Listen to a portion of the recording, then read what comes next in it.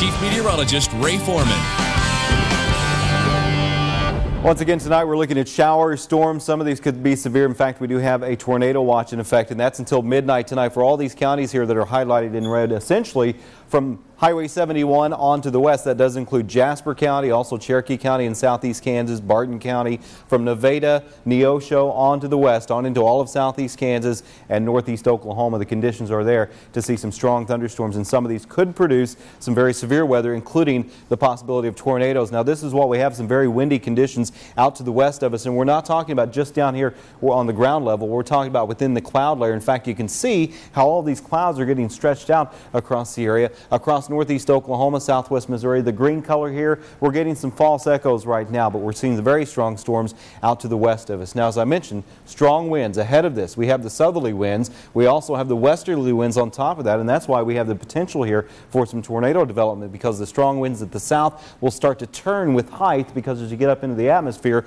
you start to see the winds coming out of the west, and that's what's happening with these storms that are moving across central parts of Kansas right now and moving closer to us. So again, a tornado watch in effect through midnight tonight. As far as the storms tonight, though, I think most of the severe weather is going to happen between now and about 10 o'clock. You can see the bright colors on here, and as I mentioned, the very strong winds overhead that we're going to see tonight are going to drive these storms, kind of stretch them out, but after about 11:30 or midnight, it starts to pull on to the east of us. As it does come through, though, keep in mind that you can always keep track of this by looking at our interactive radar at 4stateshomepage.com. Now, through about 3 o'clock, we could still see a few isolated rumbles of thunder. The severe threat should be over with by about midnight tonight, so that's the good news. As we get into tomorrow night, though, we're going to see showers and storms developing, because warm air is going to rush back to the north again. So showers and storms a good possibility, and even tomorrow night some of these could be strong, but the conditions won't be here tomorrow night for tornadoes. So it may be severe thunderstorms, but nothing like what we're looking at for the overnight hours tonight, and especially through about midnight tonight.